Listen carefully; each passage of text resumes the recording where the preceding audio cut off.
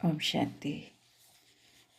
আজকের অব্যক্ত বাণী হোলি হংস হওয়ার স্মরণিক হোলি 27/2/1972। বাবা আমাদেরকে বোঝাচ্ছিলেন স্মৃতি আর বিস্মৃতির পার্থক্য। স্মৃতি বলতে বাবা বলছেন সমর্থী, আর সমর্থী মানেই হচ্ছে আমাদের প্রতিটা কাজ সফল হবে।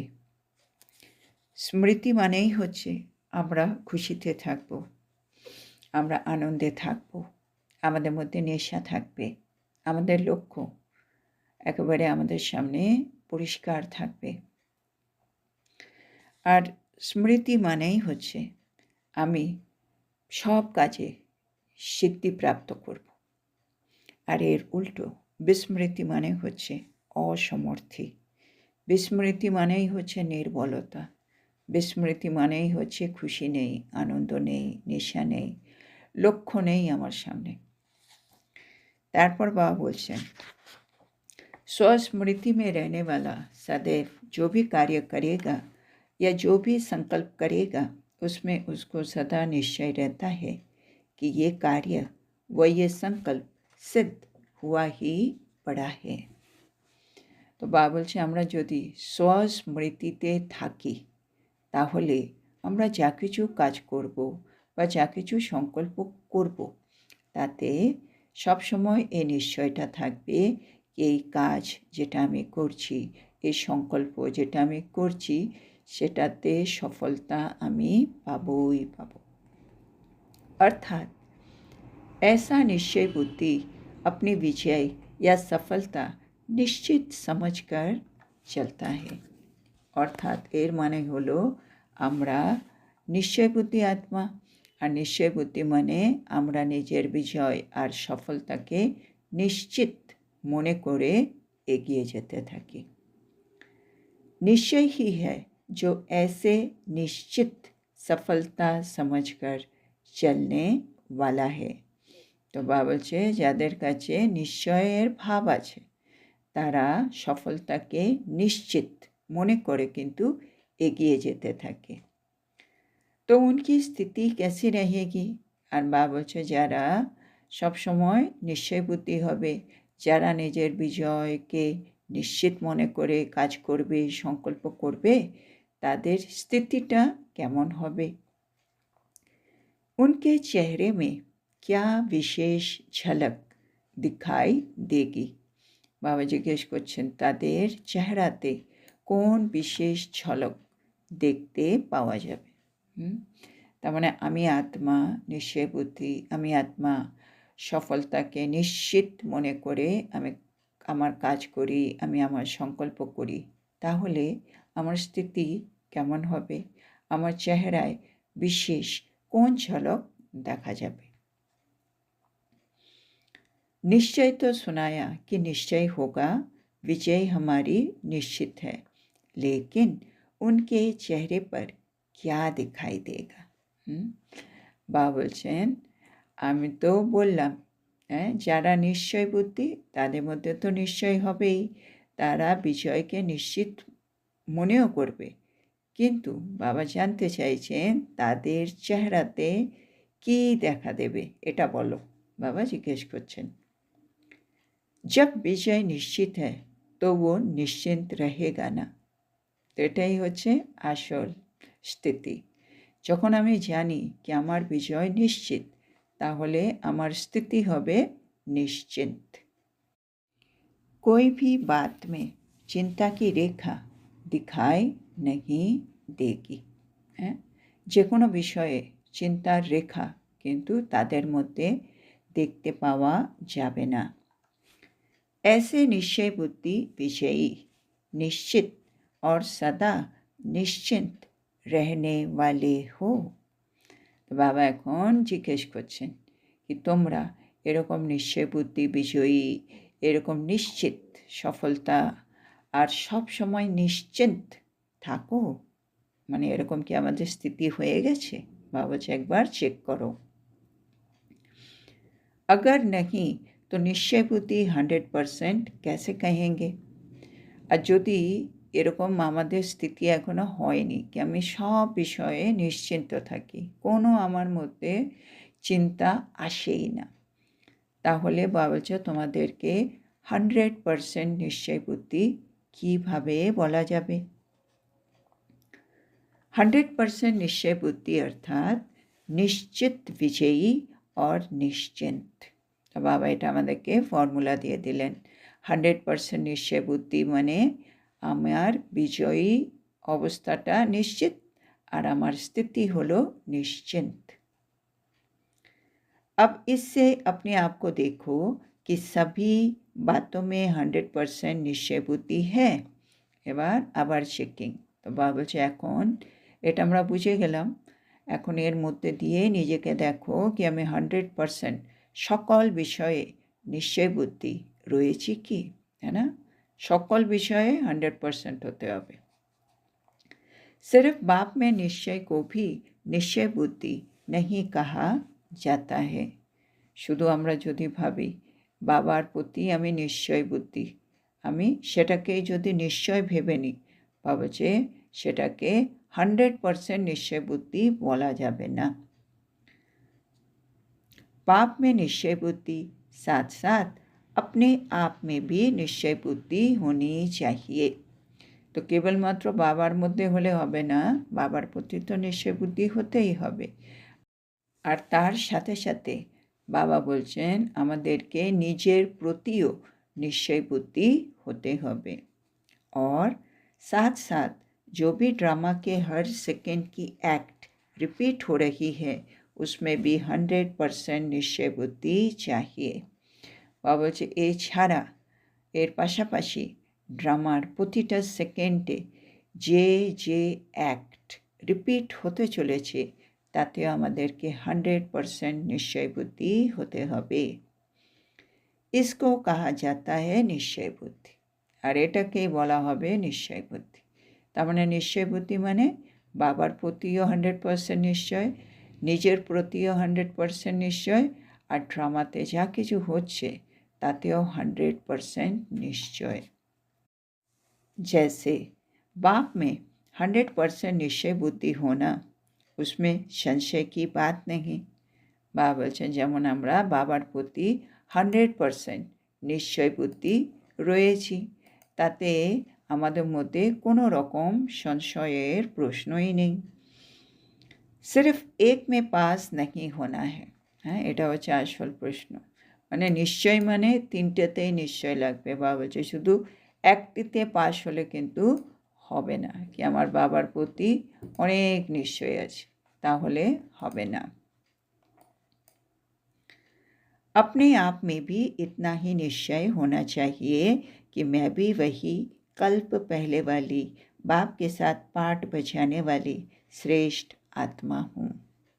तो बाबार प्रति निश्चय बुद्धि तो आछेई, बाबार साथे साथे निजेर प्रतिओ निजेर एतटाई निश्चय हवा उचित कि आमी हलाम सेई पूर्व कल्पेर आत्मा जे बाबार साथे संगम जुगे एत सुंदर पाठ प्ले करছি, আমি হচ্ছি সেই श्रेष्ठ आत्मा।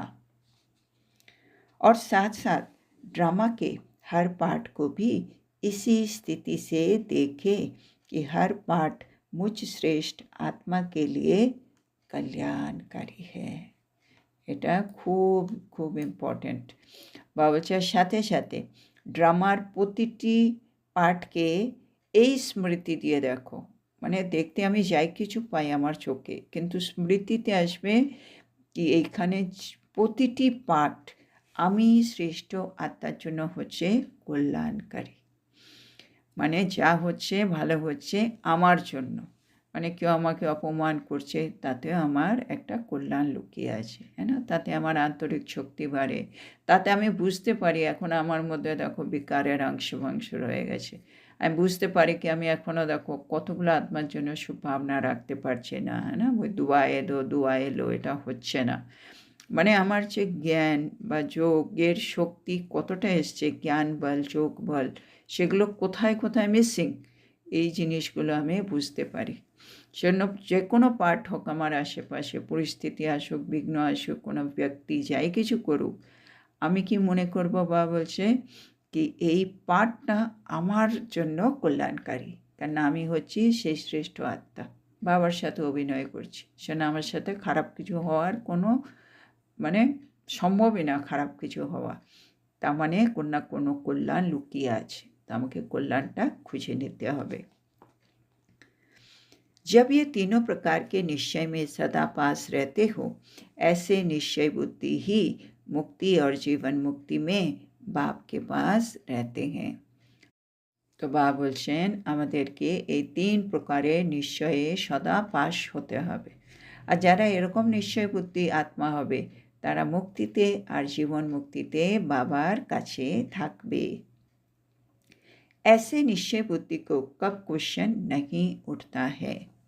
বাবা বলছে যারা এরকম নিশ্চয় বুদ্ধি আত্মা তাদের মনের মধ্যে মানে কব মানে কখনো এই প্রশ্নটা উঠতেই পারে না। क्यों क्या की भाषा निश्चय बुद्धि में नहीं होती है। এটা কেন হচ্ছে, এটা কি হচ্ছে, এই ভাষাগুলো নিশ্চয় বুদ্ধি আত্মার হয় না। क्यों के पीछे क्यों लगती है और क्यों में भक्त ठहरते हैं জ্ঞানী नहीं। এটা খুব সুন্দর কথা বাবা বলছে। আমরা প্রশ্ন করব না, প্রশ্ন করলে কিউ ক্যা হ্যাঁ না, এগুলো প্রশ্ন করলে বাবা বলছে কিউ লেগে যাবে, লাইন লেগে যাবে। আর কিউতে কারা থাকে? ভক্তরা থাকে। আমরা তো জ্ঞানী আত্মা, জ্ঞানী আত্মারা কিউতে থাকে না, লাইনে থাকে না, সেজন্য আমরা প্রশ্নের কিউ করব না। आपके आगे तो क्यों लगनी है ना। বাবা বলছে তোমাদেরকে কিউতে লাগতে হবে না, তোমাদের সামনে কিন্তু কিউ লেগে যাবে। তো কিউ মে ইন্তজার করনা হতা है। আর কিউতে যারা থাকে তাদের কি করতে হয়? অপেক্ষা করতে হয়। अब इंतज़ार की घड़ियाँ तो समाप्त हुई। আর আমাদের জন্য অপেক্ষার মুহূর্তের তো এখন অবসান হয়ে গেছে, হ্যাঁ না। ভক্তরা লাইনে দাঁড়িয়ে থাকে ভগবানের দর্শনের জন্য, ওনাদের আশীর্বাদের জন্য, ওনাদের থেকে কিছু নিজের মনোকামনা পূর্ণ করার জন্য। আর আমরা আমাদের অপেক্ষা তো এখন শেষ হয়ে গেছে। তো বাবা বলছেন ইন্তজার কি ঘড়িয়াঁ হ্যাঁ ভক্তোं की। হ্যাঁ, ভক্তদেরই হচ্ছে অপেক্ষার মুহূর্ত, ভক্তদের। জ্ঞান অর্থাৎ প্রাপ্তি কি ঘড়িয়াঁ, মিলন কি ঘড়িয়াঁ। তো ভক্তদের জন্য অপেক্ষার মুহূর্ত, আর তোমাদের জন্য আমরা জ্ঞানিত আত্মাদের জন্য কিসের মুহূর্ত? প্রাপ্তির মুহূর্ত, মিলনের মুহূর্ত। কত সুন্দর করে বাবা বোঝাচ্ছেন। ऐसे निश्चय बुद्धि होना, तो एरकम निश्चय बुद्धि তোমরা, তাই না? ऐसे निश्चय बुद्धि आत्माओं की यादगार यहाँ ही दिखाई हुई है। তো এটা মাউন্ট আবুতে মধুবনে চলছে মুরলি। বাবা বলছে এরকম নিশ্চয় বুদ্ধি আত্মাদের স্মরণিক এখানেই কিন্তু দেখানো আছে। আপনি यादगार देखी है, তোমরা নিজের স্মরণিককে দেখেছ? अचल घर देखा है, অচল ঘরকে দেখেছ?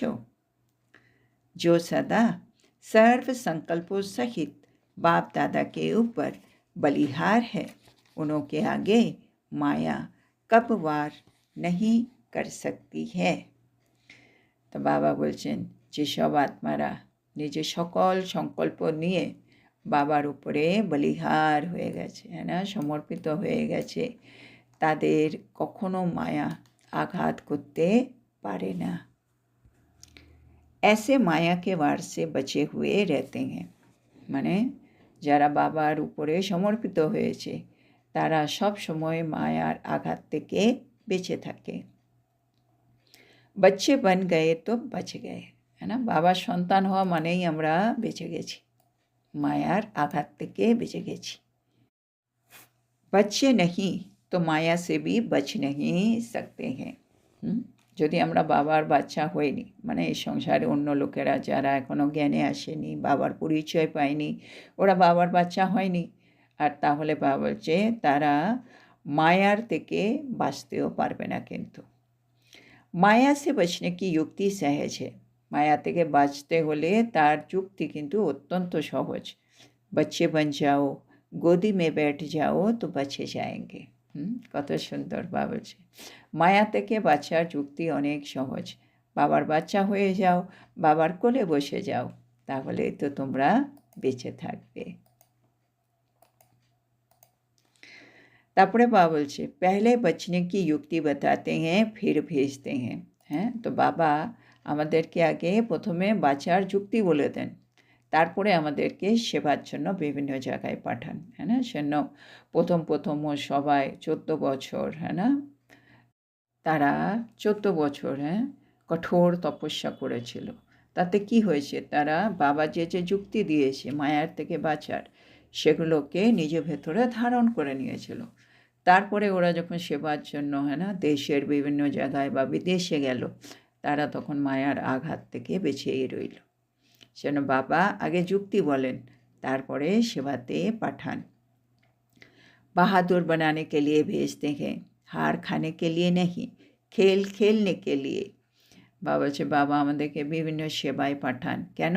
বাহাদুর বানাবার জন্য পাঠান, হেরে যাওয়ার জন্য পাঠান না, কিন্তু খেলা খেলবার জন্য পাঠান। जब अलौकिक जीवन में हो, अलौकिक कर्म करने वाले हो, तो इस अलौकिक जीवन में खिलौने सभी अलौकिक है, जो सिर्फ इस अलौकिक युग में ही अनुभव करते हो। তো বাবা বলছে এখন এটা হচ্ছে আমাদের অলৌকিক জন্ম, এখন আমাদের কর্ম হচ্ছে অলৌকিক কর্ম। তো এই অলৌকিক জীবনে যেসব আমরা খেলা করি, এগুলো কিন্তু অলৌকিক হবে। আর এটা আমরা শুধু এই অলৌকিক যুগ, সঙ্গম যুগ, এই সময় অনুভব করতে পারবো।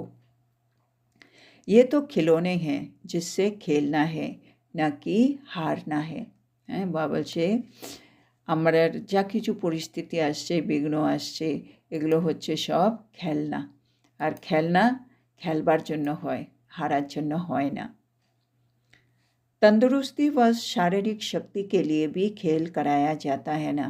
বাবা বলছে সুস্বাস্থ্য বা শারীরিক শক্তির জন্য খেলাধুলা করানো হয়, তাই না? अलौकिक युग में अलौकिक बाप द्वारा ये अलौकिक खेल है, ऐसा समझकर खेलो, तो फिर डरेंगे, घबराएंगे नहीं, परेशान नहीं होंगे, हार नहीं खाएंगे।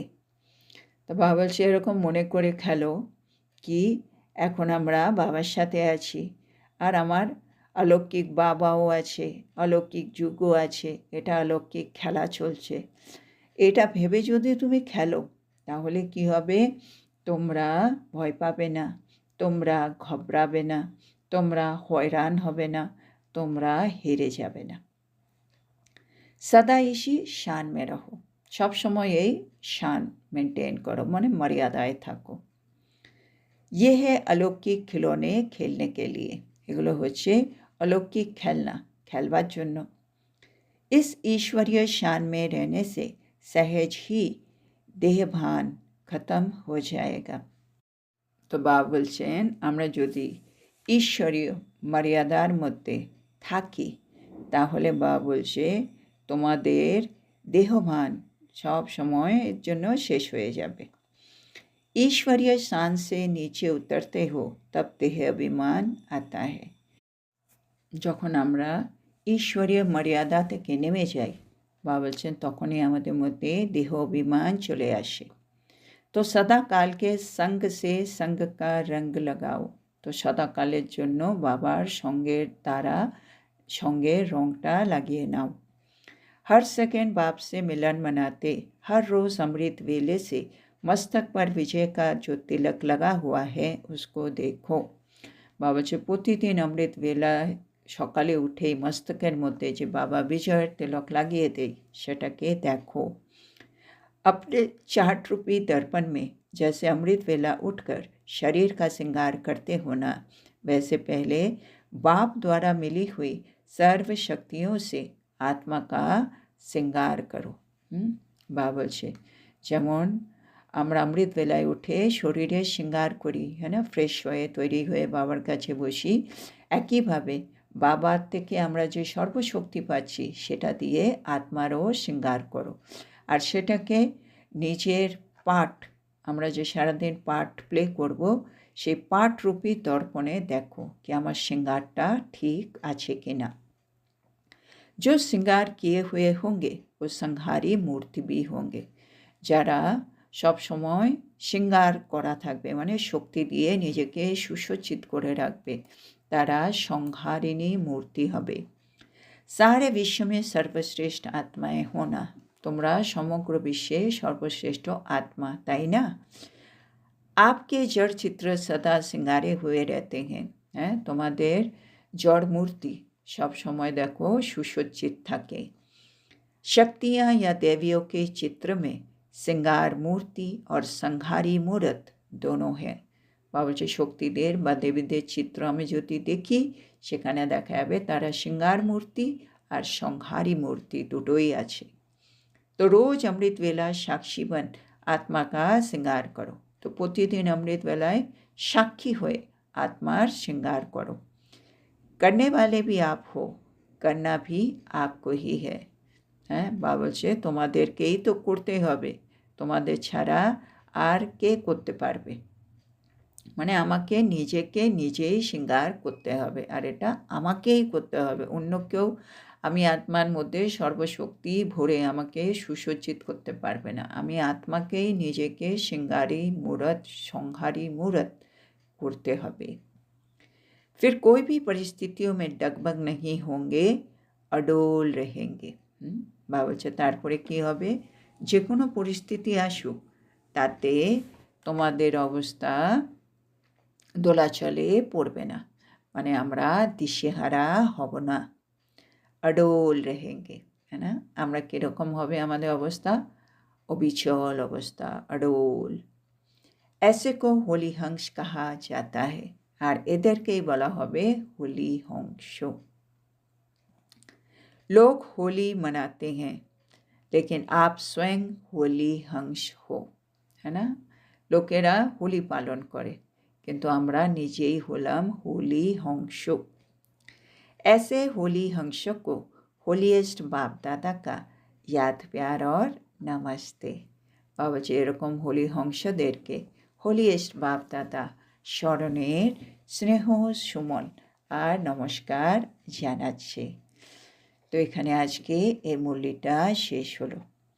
তো আজকে আমাদের মিষ্টি বাবা আমাদেরকে বলছেন স্মৃতিতে আমাদের সবসময় থাকতে হবে। আমরা যখন স্মৃতিতে থাকব, তখন আমরা যা কিছু কাজ করব বা যে কোনো রকম সংকল্প করব, তার মধ্যে আমার সবসময় নিশ্চয় থাকবে কি এই যে আমি সংকল্প করছি, এই যে আমি কাজ করছি, তাতে আমার বিজয় নিশ্চিত। আর বা বলছে নিশ্চয় বুদ্ধি আত্মাদের জন্য সফলতা কিন্তু নিশ্চিত।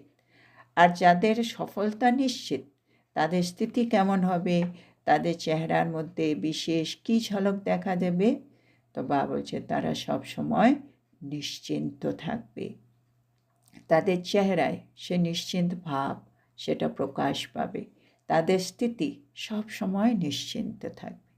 তার মানে যে কোনো পরিস্থিতি আসবে, তারা নিশ্চিন্ত অবস্থায় থেকে সে পরিস্থিতিকে পার করবে, পরিস্থিতিতে যে যা কিছু করণীয় সেটা তারা করতে পারবে।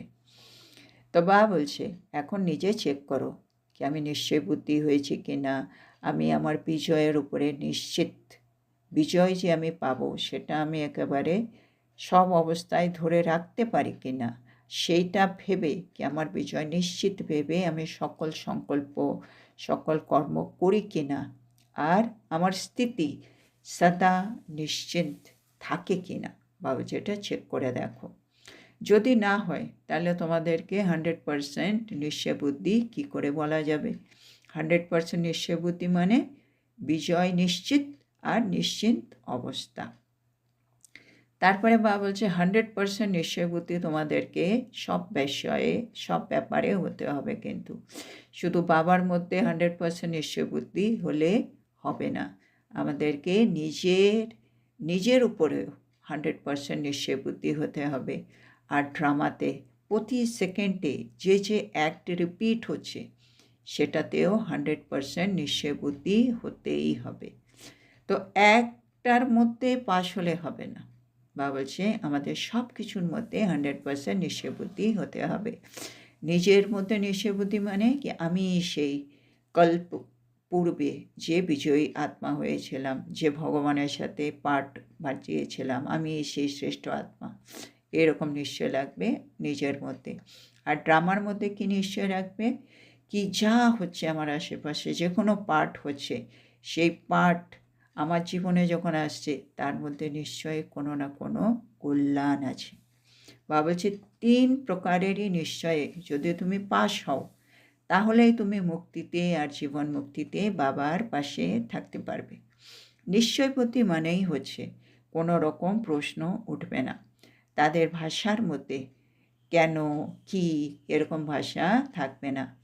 কেননা যখনই আমরা কি, কেন এগুলো করতে থাকি, তখন প্রশ্নের একটা কিউ লেগে যায়। বা হচ্ছে কিউতে ভক্তরা দাঁড়িয়ে থাকে, জ্ঞানী আত্মারা কিউতে দাঁড়ায় না। জ্ঞানী আত্মাদের সামনে কিউ লেগে যায়। সেজন্য তোমাদের এখন অপেক্ষার মুহূর্ত কিন্তু শেষ হলো, মানে অবসান হলো। এখন অপেক্ষার মুহূর্ত হলো ভক্তদের, আর তোমাদের হচ্ছে এখন প্রাপ্তির মুহূর্ত। তোমাদের এখন হচ্ছে প্রভু মিলনের মুহূর্ত। তো এরকম নিশ্চয় বুদ্ধি হও। আর তোমাদেরই তো স্মরণিক হচ্ছে অচল ঘর। তাহলে এখন কি করতে হবে? তুমি সর্বসংকল্প সহিত বাবার উপরে বলিহার হয়ে যাও। তাহলে মায়ার আঘাত থেকে তুমি সব সময়ের জন্য বেঁচে যাবে। বাবার বাচ্চা হওয়া মানেই হচ্ছে মায়ার আঘাত থেকে বেঁচে যাওয়া। যারা বাবার বাচ্চা হচ্ছে না, তারা মায়ার আঘাত থেকেও বাঁচতে পারবে না। তো মায়ার আঘাত থেকে বাঁচার সহজ যুক্তি বাবা বলছে, বাবার বাচ্চা হয়ে যাও, বাবার কোলে বসে যাও, তাহলেই বেঁচে যাবে। তো বাবা বলছে এই যুক্তি দিয়ে আগে নিজেকে বাঁচিয়ে নাও, তারপরে বাবা সেবার জন্য পাঠায়। সেবায় কেন পাঠায়? বাহাদুর হওয়ার জন্য, হার খাওয়ার জন্য নয়, খেলা খেলবার জন্য। এই জীবনটা বাবা বলছে একটা অলৌকিক জীবন, অলৌকিক যুগ। আর এখানে খেলনাও হচ্ছে অলৌকিক। তো এখানে আমরা হারবো না, এটাকে খেলার দৃষ্টিভঙ্গি নিয়ে দেখতে হবে। যেমন শারীরিক শক্তির জন্য আমরা খেলা করি, তো এখনও হচ্ছে বিভিন্ন পরিস্থিতি হচ্ছে আমাদের জীবনে একটা অলৌকিক খেলা। এটাকে যদি খেলাভাবে আমরা দেখি, তাহলে আমরা ভয় পাবো না, আমরা ঘবরাবো না, হ্যাঁ না, আমরা পরেশান হব না, আমরা হেরে যাব না। সবসময় বাবা বলছে শানে থাকো, হ্যাঁ না, মানে মর্যাদায় থাকো। যদি আমরা ঈশ্বরীয় মর্যাদায় থাকি, তাহলে দেহভান শেষ হয়ে যাবে। আর আমরা যদি ঈশ্বরীয় মর্যাদার নিচে নেমে যাই, তাহলে বাবা বলছে দেহভান শেষ হবে না। সেজন্য সব সময় বাবার সাথে থেকে বাবার সঙ্গের রঙটা নিজের মধ্যে লাগিয়ে নিতে হবে। প্রতিদিন অমৃতবেলায় উঠে নিজের মস্তকের মধ্যে বাবা বলছে বিজয়ের তিলক লাগিয়ে নাও। তারপরে নিজের আত্মাকে সব শক্তি দিয়েই শৃঙ্গার করো। যেমন শরীরে শৃঙ্গার করো, আত্মারও শৃঙ্গার করো। আর নিজের চাট রূপী দর্পণে সেই শৃঙ্গারটা ঠিক আছে কি না সেটা দেখো।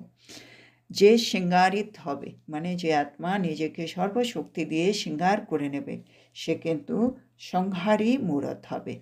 তোমরা সমগ্র বিশ্বে সর্বশ্রেষ্ঠ আত্মা, সেজন্য তোমাদের শৃঙ্গারটাও কিন্তু শ্রেষ্ঠ হওয়া উচিত। দেখো তোমাদের জড়চিত্র সব সময় শৃঙ্গারিত থাকে, সেজন্য শক্তিদেরকে শৃঙ্গার মূরত আর সংহারী মূরত দুটোই দেখানো হয়। সেজন্য অমৃত বেলা থেকে এখন থেকে নিজেকে সাক্ষী হয়ে আত্মাকে শৃঙ্গার করো। তাহলে যে কোনো পরিস্থিতি এলে তোমরা আর দোলাচলে পড়বে না, সবসময় অবিচল থাকবে। আর যে এরকম থাকে তাদেরকেই হরিহংস বলা হয়। তো আজকের এত সুন্দর শিক্ষার জন্য আমরা আমাদের প্রিয় শিব বাবাকে বলবো ধন্যবাদ বাবা, ধন্যবাদ। ওম শান্তি।